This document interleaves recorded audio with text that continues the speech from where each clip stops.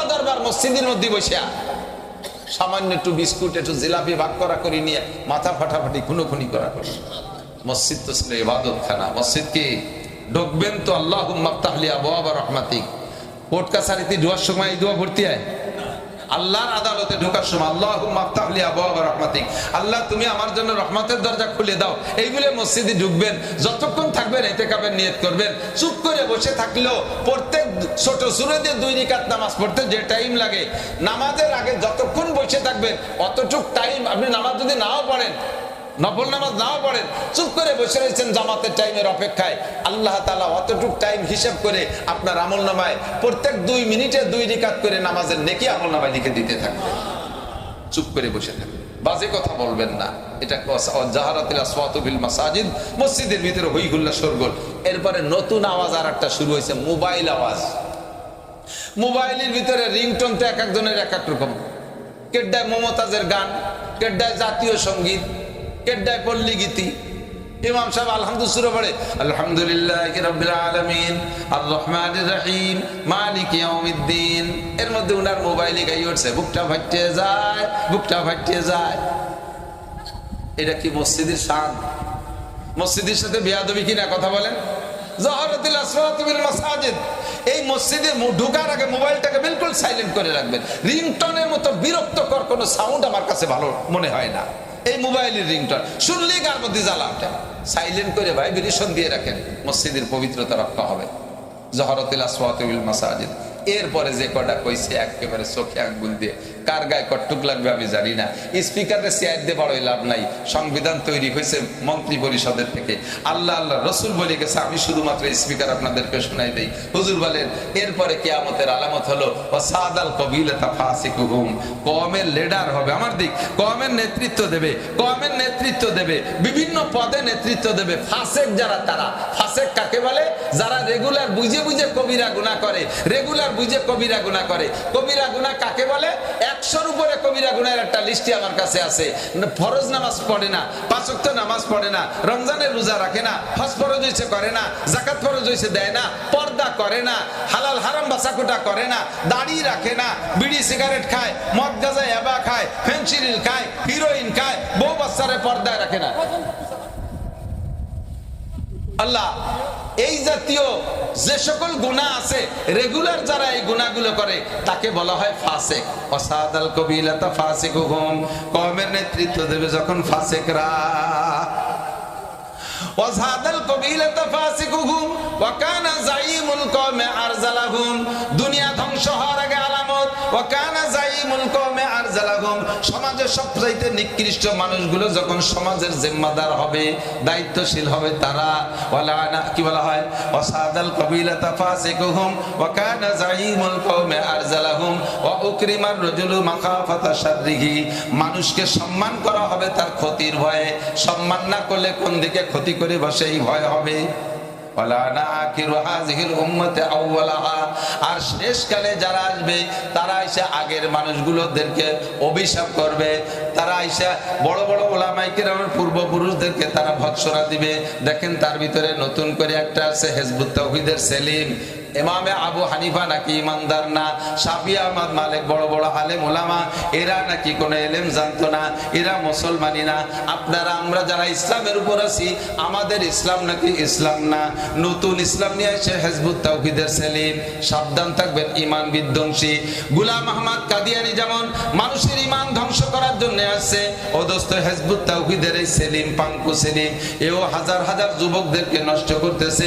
এরা ঈসা উলামায়ে কেরামদের সমালোচনা করে, গালাগালি করে। এটাও কিয়ামতের আলামত।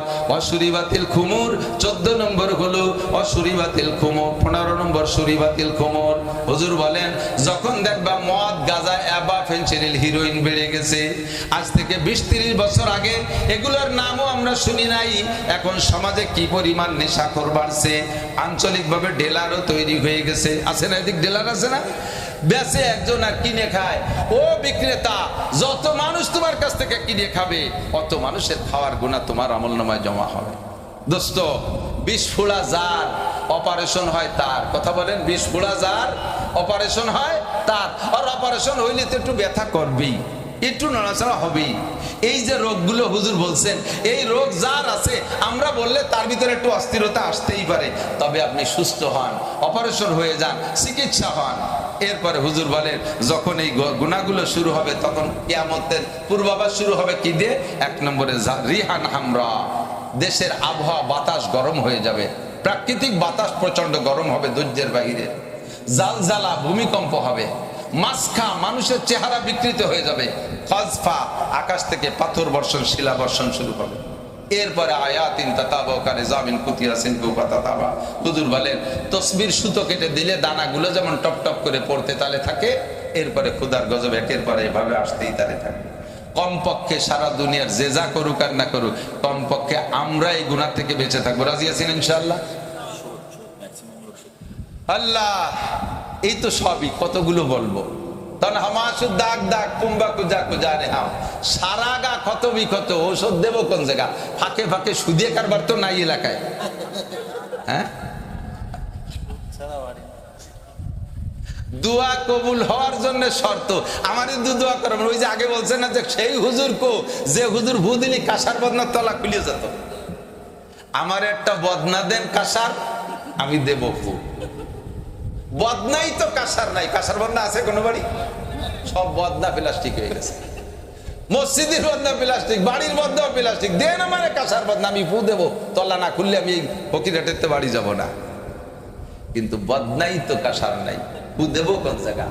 কারে ফু দিলি তার ফুটি কাজ হবে। প্রত্যেকটা মানুষের ভিতরে হারাম টাকা ঢুকে আছে। সবচাইতে বড় মহামারী এনজিওর মাধ্যমে কোনো বাড়ি টাকা ঢুকতে বাকি নাই, সমিতির সাথে জড়িত, প্রাইভেট সমিতি, প্রাইভেট সুদে কারবার। হাজারে হাজার টাকা সাথে 100 টাকা, হাজারে হাজার টাকা সাথে 1 মণ ধান। আর যত সমিতির থেকে টাকা নিচ্ছেন, একটা কিস্তি বেশি দিচ্ছেন, সম্পূর্ণ রিজিক আপনার হারাম। হুজুর বলেন আর রিবা সাবউনা জুজা। কথা কি বিশ্বাস হয়? কথা বিশ্বাস হয়? সহিহ হাদিস, বুখারী শরীফের হাদিস, আর রিবা সাবউনা জুজা, সুদের 70টা স্তর। কি মানে?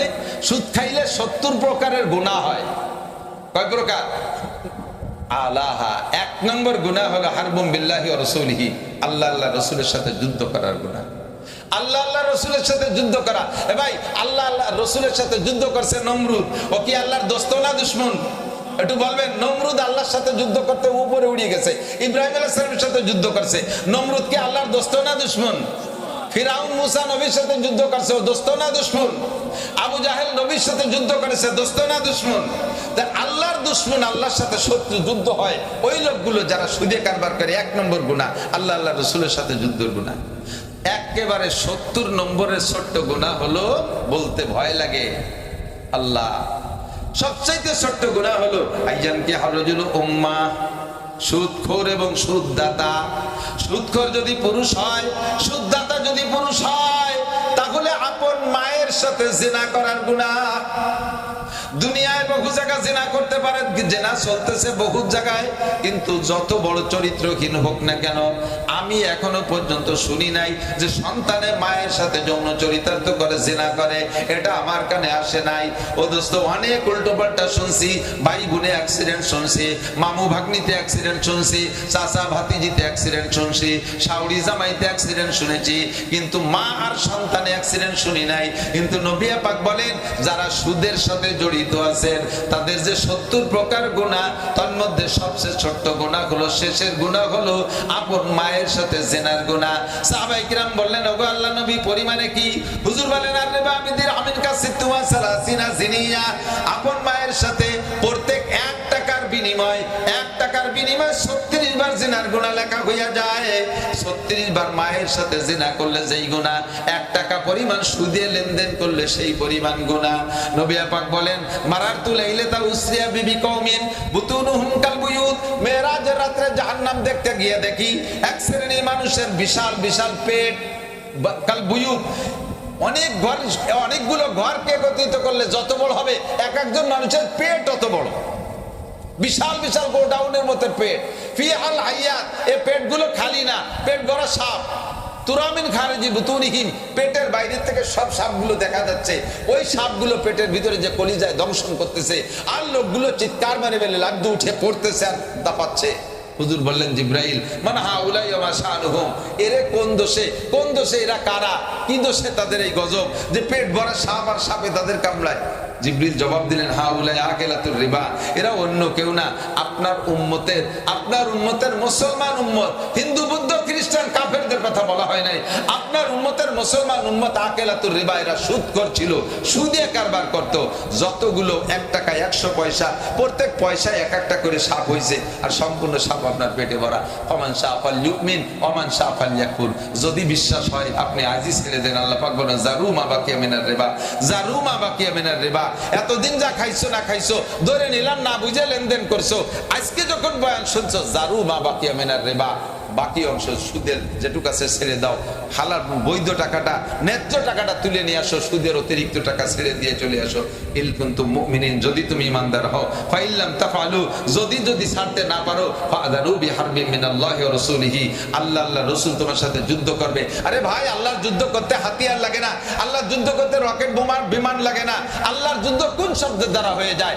আল্লাহ পাক তোমার কিডনি নিয়ে যাবে, তোমার লাংস নিয়ে যাবে, তোমার বাত নিয়ে যাবে, তোমার হার্ট নিয়ে যাবে, তোমার ক্যান্সারের মাধ্যমে মারবে, তোমাকে ডায়াবেটিসের মাধ্যমে মারবে, তোমার সম্পদে আগুন ধরায় দেবে, চোর ডাকাতে নিয়ে যাবে, তোমার বউ হারিয়ে যাবে, তোমার ছেলে মেয়ে হারিয়ে যাবে, একের পর এক এভাবে গজব আসতেই তালে থাকবে। এগুলো সবই আল্লাহর যুদ্ধ। আমরা মনে করি প্রাকৃতিক নিয়ম এগুলো হচ্ছে, আরো কত মানুষের হয়, সেইভাবে আমি একটু ভাগে পাইছি। না না না, আপনি তা ভাবেন না। আপনি পিছনে হাত দিয়ে দেখেন, হারামে আরাম নাই। হারাম টাকা রাইফেলের গুলির মতো, রাইফেলের গুলি যতটুক ঢোকে ততটুক, পিছনে কিন্তু অটটুক বেরোয় না, বুগলা নিয়ে বেরোয় যায়, বুগলা নিয়ে বেরোয় যায়। কথা বলেন ঠিক না?